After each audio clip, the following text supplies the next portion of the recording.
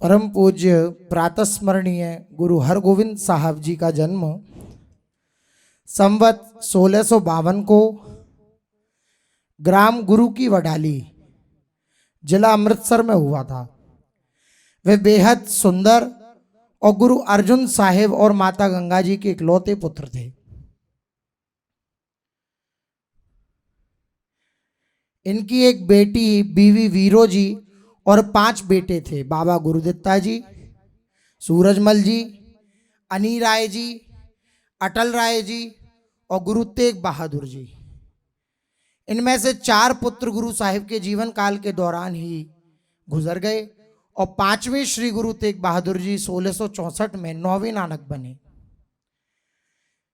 बचपन में हरगोविंद जी को पृथ्वी चंद, जो कि गुरु अर्जुन देव जी के बड़े भाई थे, उनके द्वारा मारने के बहुत यत्न किए गए, क्योंकि पृथ्वी चंद चाहता था कि अगर गुरु रामदास जी ने गद्दी उसे नहीं दी तो उसके बेटे मेहरबान को मिल जाए, जो तभी हो पाता जब गुरु अर्जुन देव जी निसंतान रहते। लेकिन गुरु हरगोविंद जी के जन्म के पश्चात उसकी उम्मीदों पर पानी फिर गया। पृथ्वीचंद ने रसोइयों को लालच देकर दही में जहर दिया, परंतु बाल गुरु जी ने दही खाने की जगह रोना शुरू कर दिया। अंतर्यामी गुरु अर्जन जी ने वो दही एक श्वान को ये कहकर खिला दिया कि खा पी मुक्त हो जाएगा। ये कहकर डाला तो वह कुत्ता, वह श्वान मुक्त हो गया। बाद में रसोईया जो था वह जब घर गया तो उसके पेट में दर्द उठना प्रारंभ हुआ और इतना भयंकर उसके कष्ट प्रारंभ हुआ कि वो उस कष्ट के कारण ही मर गया वह रसोईया। ऐसे ही एक दाई के वक्षस्थल पर जहर लगाकर भेजा तो दूध पिलाते वक्त उसका जहर उस दाई को ही चढ़ गया। मरते मरते उसने क्षमा मांगी और बताया कि पृथ्वीचंद ने लालच देकर बाल गुरु को मारने भेजा था। जब ये सब कार्य पृथ्वीचंद ने किए, सफलता नहीं मिली, तो तीसरी बार सपेरे को लालच दिया। सपेरे को लालच देकर सांप छोड़ा गया। काफी समय बाद जब माता ने आकर देखा तो बिस्तर पर सांप मरा पड़ा था, जिसके सर को गुरुजी हाथ में लिए सहला रहे थे। पृथ्वीचंद के सभी दुष्प्रयत्न असफल रहे। श्री गुरु हरगोविंद साहिब जी 1606 में 11 वर्ष की आयु में गुरु अर्जन साहिब के उत्तराधिकारी बने। श्री गुरु अर्जन देव जी की शहादत के बाद वह क्षण सिखों के लिए महत्वपूर्ण था। अब पहली बार सिखों ने शक्तिशाली और जालिम मुस्लिम साम्राज्य की मनमानी का मुकाबला करने के लिए गंभीरता से सोचना प्रारंभ किया। अब परिस्थितियों के बल पर सिख राष्ट्र के चरित्र में परिवर्तन आ गया था। द्वंद्वात्मक रूप से कहें तो यह समय की मांग थी। श्री गुरु हरगोविंद साहब जी 2 तलवारें पहनते थे, एक आध्यात्मिक शक्ति पीरी और दूसरी सैन्य शक्ति मीरी। अब सिख संत सिपाही बन गए। गुरु साहिब ने विभिन्न पत्र जारी कर सिखों को सैन्य प्रशिक्षण और मार्शल आर्ट में भाग लेने की सलाह दी। एक इतिहासकार का कहना है कि गुरु साहिब ने 700 घुड़सवार और 60 तोपची रखे थे। घुड़सवारी, शिकार, कुश्ती और कई अन्य खेल शुरू किए गए। वहीं दूसरी ओर सिखों को वीरतापूर्ण जोश देने के लिए गुरु साहिब के दरबार में धड़ वादकों द्वारा प्रतिदिन कीर्तन के साथ वीर रस के गीत गाए जाते। रागी अब्दुल और नत्थामल को इस संबंध में कार्य सौंपा गया। गुरु साहिब स्वयं शरीर और मन से स्वस्थ और मजबूत थे। उन्होंने कुश्ती और शिकार के अलावा विभिन्न हथियारों का इस्तेमाल भी सीखा। कार्यवाही के दौरान गुरु साहिब ने अमृतसर शहर के बाहरी इलाके में लोहगढ़ नामक एक छोटे किले का निर्माण किया। गुरु साहिब ने 1609 में श्री हरमंदिर साहिब स्वर्ण मंदिर के ठीक सामने श्री अकाल तख्त साहिब को प्रकट किया, जिसे अकाल बुंगा कालातीत सिंहासन भी कहा जाता है। यह स्थान स्वतंत्रता का प्रतीक और दिल्ली के मुगल साम्राज्य को चुनौती था। इस स्थान पर गुरु साहिब सिखों को उपदेश देते और सिख राष्ट्र की समस्याओं पर चर्चा करते। बादशाह जहांगीर ने गुरु साहिब की इस नई नीति को सहन नहीं किया और बाद में उन्हें ग्वालियर किले में कैद करने का आदेश दिया। चंदू शाह द्वारा गुरु अर्जुन देव जी को शहीद किया गया था, वो गुरु हरगोविंद जी की बढ़ती ताकत को देखकर भयभीत था। उसने पृथ्वीचंद के साथ मिलकर सम्राट जहांगीर को गुरु साहिब और सिखों द्वारा सैन्य तैयारियों के बारे में गलत तरीके से चिंतित किया, बताया। जहांगीर को चालाकी से वश में करके उसने गुरु साहिब को ग्वालियर किले में कैद करने का आदेश दिया। गुरु साहिब को किले में 3 साल तक यानी 1609 से 1612 तक हिरासत में रखा गया। गुरु जी अपनी खुशी से वहां सत्संग करते रहे और वहां आजीवन बंदी राजपूत राजाओं के मन को शांति दी। गुरु जी के दर्शनों के बिना संगत व्याकुल थी। ब्रह्मज्ञानी बाबा बूढ़ा और जेठा जी ने जहांगीर को अपनी आत्मशक्ति से भय दिया। जहांगीर सो नहीं पाता था। साईं मियां मीर ने कहा कि गुरु हरगोविंद जी को रिहा कर दोगे तो तुम ठीक हो जाओगे, तुम्हें नींद आने लग जाएगी। तब गुरु जी को रिहाई का आदेश हुआ। गुरु जी ने सभी कैदियों के साथ आना मंजूर किया कि मैं अकेले नहीं जाऊंगा, सारे कैदी मेरे साथ जाएंगे। अन्य 52 हिंदू राजाओं के साथ ही बाहर आने के लिए गुरु माने। 1612 में सभी कैदियों को रिहा कर दिया गया। तब गुरु साहिब को बंदी छोड़ बाबा की उपाधि दी गई और आज भी उन्हें इसी नाम से याद किया जाता है। अब जहांगीर और उसके साम्राज्य का गुरु साहिब के प्रति रवैया काफी बदल गया और जहांगीर की मृत्यु तक अनुकूल और मैत्रीपूर्ण बना रहा। बाद में सिखों ने गुरु अर्जन जी को शहीद करने वाले दुष्ट चंदू को लाहौर में ले जा करके मृत्यु दंड दिया। वह पापी नरक का गमन कर गया। पृथ्वीचंद का बेटा मेहरबान खुद छठा गुरु बनकर के नकली वाणी नानक की छाप देकर के लिख रहा था। इसलिए सिखों को इस कुचक्र से बचाने के लिए 6ठे, 7वें और 8वें गुरु जी ने वाणी उच्चारण को विराम दिया। गुरु साहिब ने अपने जीवन का अंतिम दशक 1635 से 1644 तक कीरतपुर साहिब में बिताया, जो पहाड़ी राज्य हादुर में है। राजा ताराचंद ने यह भूमि दान की थी। गुरु साहिब ने अपना अधिक समय जालिम मुगलों के भय से मुक्त करने के लिए मजबूत दलेर निर्भय सिखों के निर्माण में लगाया। अब मुसलमानों के आक्रमण के बाद भारतीय इतिहास में पहली बार श्री गुरु हरगोविंद साहिब जी की सर्वोच्च कमान के तहत सिख राष्ट्र ने सशस्त्र प्रतिरोध के लिए तैयारी की और यह समय की मांग थी। बादशाह जहांगीर की मृत्यु के बाद नए युवा बादशाह शाहजहां की नीति में काफी बदलाव आया। बादशाह ने मुसलमानों से सिख धर्म में नए धर्मांतरित लोगों की खबर ली। उसने निर्माणाधीन सभी मंदिरों और गुरुद्वारों को नष्ट करने का आदेश दिया। लाहौर के डब्बी बाबर में गुरु अर्जन साहिब की पवित्र बावली को अपवित्र कर दिया गया।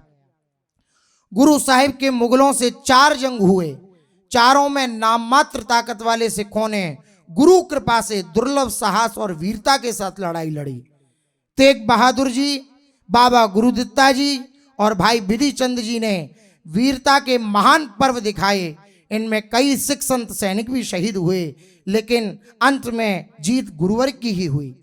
करतारपुर की लड़ाई के बाद गुरु साहिब कीरतपुर साहिब पहुंचे, जहां उन्होंने सिख राष्ट्र का एक और आध्यात्मिक और उपदेश केंद्र स्थापित किया।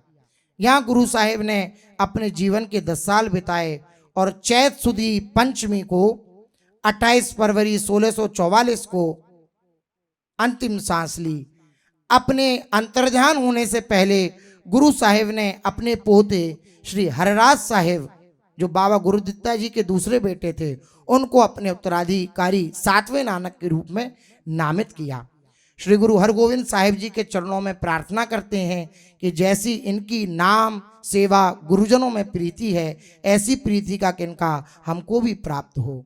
प्रातः स्मरणीय परम पूज्य श्री गुरु हरगोविंद साहब जी महाराज की। इसके पश्चात 7वें नानक प्रातः स्मरणीय परम पूज्य श्री गुरु हरराय जी महाराज। श्री गुरु हरगोविंद साहब जी ने अंतर्ध्यान होने से पहले 1644 को अपने पोते हरराय जी को 14 वर्ष की उम्र में अपने उत्तराधिकारी 7वें नानक के रूप में नामित किया। श्री गुरु हरराय जी पुत्र थे बाबा गुरुदित्ता जी के और इनकी माता का नाम निहाल कौर, जिन्हें माता अनंती जी के नाम से भी जाना जाता है। श्री गुरु हरिराय जी का विवाह उत्तर प्रदेश के अनूप शहर के श्री दयाराम जी की बेटी माता किशन कौर जी, जिन्हें सुलखनी जी भी कहा जाता है, उनसे हुआ संवत 1697 को। गुरु हरिराय साहब के दो पुत्र थे, श्री राम राय जी और श्री हरिकृष्ण साहिब जी। श्री गुरु हरिराय जी शांति प्रिय महापुरुष थे, लेकिन उन्होंने कभी भी सशस्त्र सिख योद्धाओं संत सैनिकों को भंग या बर्खास्त नहीं किया, जिनकी देखभाल श्री गुरु हरगोविंद साहिब जी द्वारा की जाती थी। उन्होंने सिखों की सैन्य भावना को और बढ़ावा दिया, लेकिन वे खुद बहुत शांत प्रिय थे। समकालीन मुगल साम्राज्य के साथ किसी भी सीधे राजनीतिक और सशस्त्र विवाद में वे शामिल नहीं हुए। एक बार दारा शिकोह बादशाह शाहजहां का सबसे बड़ा पुत्र, उसके अनुरोध पर उत्तराधिकारी के युद्ध के दौरान गुरु साहिब ने उन्हें औरंगजेब की सशस्त्र सेना के खूनी हाथों से सुरक्षित बचने में मदद की थी। एक बार गुरु साहिब मालवा और दोआबा क्षेत्रों के दौरे से वापस आ रहे थे। मोहम्मद यारबेग खान ने 1000 की सेना के साथ गुरु साहिब के काफिले पर हमला किया। हथियारबंद लोग इस अनुचित हमले को गुरु साहिब के कुछ 100 संत सैनिकों ने बड़े साहस और बहादुरी से विफल कर दिया। दुश्मन को भारी जनहानि हुई और वह घटना स्थल से भाग गया। यह आत्मरक्षा का उपाय विशेषाधिकार प्राप्त मुसलमानों के अनुचित सशस्त्र हमले का करारा जवाब था। गुरु साहिब अक्सर विभिन्न सिख योद्धाओं को वीरता पुरस्कार से सम्मानित करते थे। गुरु साहिब ने कीरतपुर साहिब में एक आयुर्वेदिक हर्बल चिकित्सा अस्पताल और एक अनुसंधान केंद्र भी स्थापित किया। वहां उन्होंने एक चिड़ियाघर, निजी जंगल बाग भी बना रखा था, जहां वो जख्मी जानवरों को लाते, उनका उपचार करते और फिर वापस उन्हें जंगल में छोड़ आते। एक बार शाहजहां का सबसे बड़ा पुत्र दारा शिकोह बीमार पड़ा था, तो किसी यत्न से ठीक ना हुआ। गुरुजी की दवा से वे बच सका। श्री गुरु हरिराय जी ने लाहौर, सियालकोट, पठानकोट, सांबा, रामगढ़ और जम्मू कश्मीर क्षेत्र के कई स्थानों का भी दौरा किया। उनके साथ 2200 घुड़सवार हमेशा रहते, लेकिन उन्होंने कभी कोई जंग नहीं की। शाहजहां की मृत्यु के बाद औरंगजेब के नेतृत्व वाले राज का रवैया गैर मुसलमानों के प्रति शत्रुतापूर्ण हो गया। बादशाह औरंगजेब ने गुरु साहिब के खिलाफ झूठे आरोप लगाए और उन्हें दिल्ली बुलाया। राम राय जी गुरु साहिब की ओर से दरबार में उपस्थित हुए। राम राय जी गुरु साहिब की ओर से दरबार में उपस्थित हुए। उन्होंने गुरु घर और सिख आस्था के संबंध में जो भी कुछ गलतफहमियां थीं, उनको स्पष्ट करने का प्रयास किया। फिर भी एक और जाल से वे बच ना पाए। राम राय जी एक और जाल से बच ना सके। वाणी के एक श्लोक का अर्थ स्पष्ट करना था, लेकिन राम राय जी ने जो श्लोक का अर्थ था वो ना कह करके बादशाह के अनुकूल अर्थ कर दिया।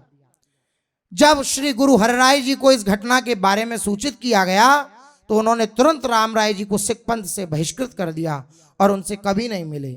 इस प्रकार गुरु साहिब ने गुरु ग्रंथ साहिब में मूल श्लोक में किसी भी बदलाव के खिलाफ सिखों के लिए एक सख्त सिद्धांत स्थापित किया। यह जानते हुए कि अंत निकट है, श्री गुरु हरिराय जी ने अपने छोटे पुत्र हरकृष्ण जी को 8वें नानक के रूप में स्थापित किया और कार्तिक वदी 9वीं विक्रमी संवत्सर 1718 को कीरतपुर साहिब में अपने को अंतर्हित कर लिया। श्री गुरु हरिराय जी महाराज से उनके चरणों में प्रार्थना है कि जैसी इनकी नाम सेवा गुरुजनों में प्रीति है, ऐसी प्रीति हमारे हृदय में भी प्रकट हो। प्रातः स्मरणीय परम पूज्य श्री गुरु हरिराय जी महाराज की। अब 8वें गुरु प्रातः स्मरणीय परम पूज्य श्री गुरु हरकृष्ण जी महाराज। श्री गुरु हरकृष्ण जी का जन्म सावन वदी 10वीं को विक्रम संवत्सर 1713 को कीरतपुर साहिब में हुआ था। वे गुरु हरिराय साहिब और माता कृष्ण कौर जी श्री सुलखनी जी के पुत्र थे। श्री गुरु हरकृष्ण जी के बड़े भाई राम राय को उनकी गुरु घर विरोधी गतिविधियों के कारण बहिष्कृत और बेदखल कर दिया था और लगभग 5 साल की उम्र में श्री गुरु हरकृष्ण जी को 8वें नानक के रूप में, गुरु रूप में घोषित किया गया। 1661 में पधारने से पहले उनके पिता श्री गुरु हर राय जी द्वारा इस कृत्य से राम राय जी ईर्ष्या से भर गए और उन्होंने अपने पिता के फैसले के खिलाफ सम्राट औरंगजेब से शिकायत की। सम्राट ने राजा जयसिंह के माध्यम से बाल गुरु को दिल्ली लाने के लिए अपने दूत को कीरतपुर साहिब भेजा। पहले तो गुरु इच्छुक नहीं थे। राजा जयसिंह के बार बार अनुरोध करने पर वे दिल्ली जाने के लिए तैयार हो गए। बड़ी संख्या में भक्त उन्हें विदाई देने के लिए आए। उन्होंने अंबाला के पास पंजोखरा गांव तक गुरु साहिब का पीछा किया। फिर गुरु साहिब अपने परिवार के कुछ सदस्यों के साथ दिल्ली की ओर आगे बढ़े, लेकिन इस स्थान को छोड़ने से पहले श्री गुरु हरकृष्ण जी ने उन महान शक्तियों को दिखाया जो उन्हें सर्वशक्तिमान ईश्वर द्वारा प्रदान की गई थी। जब गुरु साहिब दिल्ली पहुंचे तो गुरु साहिब को राजा जयसिंह के महल में विश्राम दिया गया। श्री गुरु हरकृष्ण जी की एक झलक पाने के लिए सभी वर्गों के लोग महल में उमड़ पड़े। औरंगजेब ने दर्शन करने की इच्छा जताई तो हर बार गुरु जी ने मना कर दिया। गुरु को बाल स्वरूप जान का परीक्षण करने के लिए राजा जयसिंह ने गुरु साहिब से अनुरोध किया कि वे अच्छी तरह से तैयार महिलाओं में से जो असली रानी है उनको पहचाने। गुरु तुरंत दासी के वेश में एक महिला के पास गए और उसकी गोद में जाके बैठ गए। बोले यही रानी है। ये राजा ने जब चमत्कार देखा तो राजा ने चरणों में झुक करके क्षमा मांगी। उस समय दिल्ली में हैजा और चेचक की भयंकर महामारी फैली हुई थी। युवा गुरु ने जाति और धर्म से ऊपर उठकर पीड़ितों की देखभाल करना शुरू कर दिया। दिल्ली की स्थानीय आबादी गुरु साहिब के विशुद्ध मानवीय कार्यों से बहुत प्रभावित हुई और उन्हें बाला पीर, बाल पैगंबर के नाम से घोषित किया, उपनाम दिया उन्हें। यहाँ तक कि औरंगजेब ने भी स्थिति की नजाकत को भांपते हुए श्री गुरु हरकृष्ण जी को परेशान करने की कोशिश नहीं करी, लेकिन दूसरी ओर राम राय के दावे को भी कभी खारिज नहीं किया। दिन रात महामारी से लाखों लोग पीड़ित थे। जो गुरु के दर्शन पाता वह ठीक हो जाता। दिन रात लोग आने लगे। गुरुजी के शरीर को आराम ना मिलता। देख सिखों ने विनती की तो गुरु हरकृष्ण जी ने एक जल के कुएं में अपने चरण डाल दिए। उस चरणामृत के प्रभाव से लोग हैजा और चेचक की भयंकर बीमारी से ठीक होने लगे, लेकिन बीमारी बड़े स्तर तक बढ़ गई। तो उनका दुख ना देखकर गुरुजी ने संकल्प से सारे शहर का रोग अपने ऊपर ले लिया।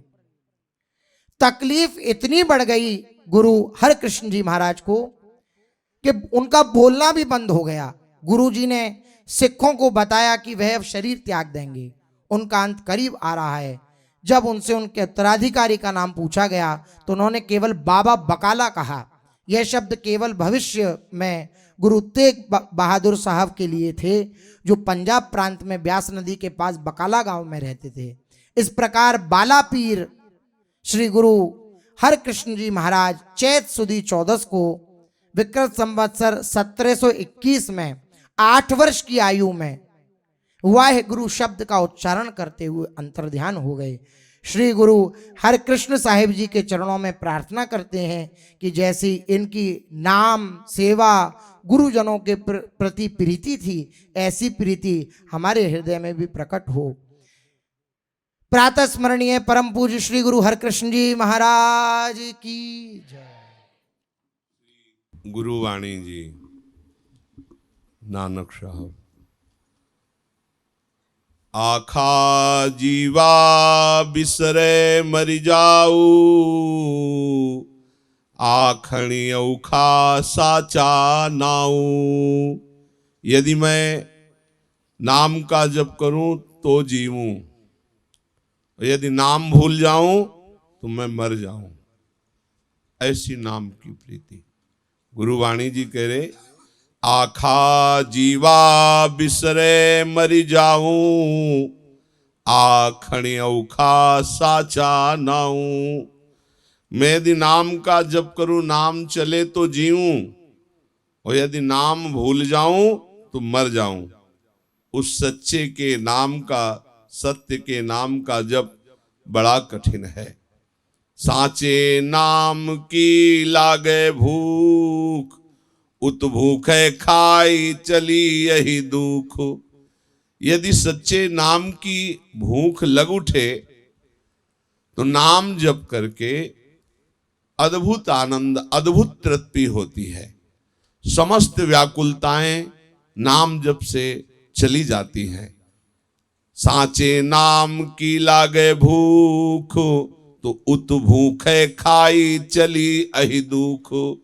जो नाम जप करता है उसकी जन्म जन्म की भूख मिट जाती है, सारे दुख नष्ट हो जाते हैं।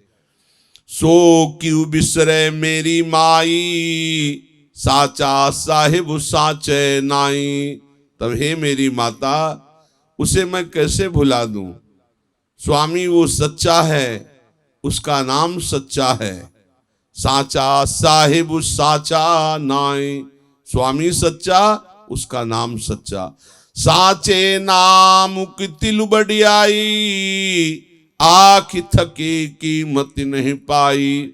उस सच्चे नाम की तिल मात्र भी महिमा बखान बखान कर थक जाए, पर उसकी महिमा नहीं बखान कर सकता। अपार महिमा नाम की है, उसका मोल नहीं आका जा सकता।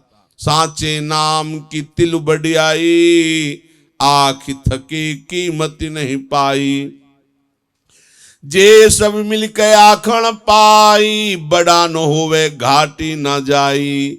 यदि सारे ही मनुष्य एक साथ मिलकर के नाम की महिमा का वर्णन करने का प्रयास करे तो भी बड़ाई ना उससे बढ़ेगी और ना घटेगी, अर्थात कोई पार नहीं पा सकता नाम की महिमा का।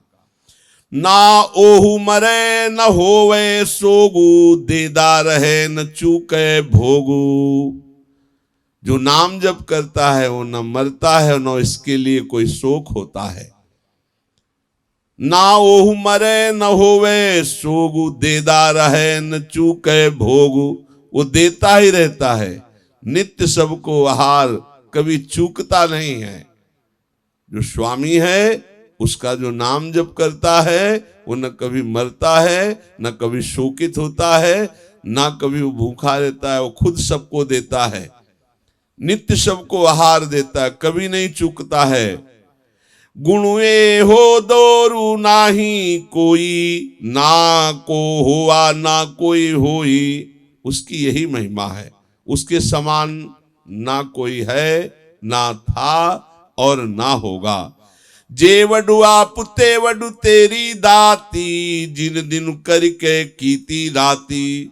तू जितना बड़ा है उतना ही बड़ा तेरा दान है। तूने दिन बनाया है और रात भी। खसम विसारे ते कम जाती, नानक नावे बाजू शनाती। वे मनुष्य बड़े अधम हैं जो अपने खसम, अपने स्वामी प्रभु को भुला कर बैठे हैं। नानक बिना तेरे नाम के वे बिल्कुल नगण्य हैं। जो नाम नहीं जप करता वो और कुछ भी करे। नानक साहब कहते हैं, राम नाम बिन विरथे जग जन्मा, बिखु खावे बिखु बोले बिनु नावे, नी पलो मरि भ्रमना। अगर तुमने नाम जप नहीं किया तो तुम्हारा जन्म वृथा गया, बेकार गया। वृथा ही खाना, वृथा ही बोलना। नाम के बिना तुम्हारा भ्रम नहीं जाएगा, पूरा जीवन व्यर्थ हो गया। पुस्तक पाठ व्याकरण बखाणे, संध्या करम तिकाल करे। बड़े ग्रंथ पढ़ लिए, बड़े व्याकरण पढ़ लिए, तीनों संध्याएं की, प्रातः मध्याह्न सायं। पुस्तक पाठ व्याकरण बखाणे, संध्या करम तिकाल करे। बिनु गुरु शब्द मुकति कहा प्राणी, राम नाम बिनु उरझि मरे। यदि नाम जप नहीं कर रहे, गुरुमुख के द्वारा मिला हुआ, तो आप उलझ उलझ कर मर जाओगे। चाहे जितने शास्त्र स्वाध्याय करो, चाहे जितना व्याकरण पढ़ लो, चाहे त्रिकाल संध्या करो, जब तक नाम जप नहीं करोगे तब तक तुम्हारी मुक्ति नहीं होगी। बिनु गुरु शब्द मुकति कहा प्राणी, राम नाम बिनु उरझि मरे। दंड कमंडल शिखा सूत धोती, तीर्थ गवन अति भ्रमण करे। नानक साहब कह रहे, दंड है, कमंडल है, कोई सन्यासी, कोई सिखा, जनेऊ धोती धारण किए, कोई तीर्थ गमन, लेकिन ये भ्रम नाश नहीं होगा। राम नाम बिनु शांति नावे, जपि हरि हरि नाम सुपारी परे। जब तक नाम जप नहीं करोगे शांति नहीं मिलेगी इन बाहर की बातों से। जब तक हरि हरि नाम नहीं जप करोगे तब तक पार नहीं हो सकते। जटा मुकुट तनि भस्म लगाई, वस्त्र छोड़ी तनि नगन भैया। जेते जिय जंत जल थल महियली, जत्र कत्र तू सरब जिया।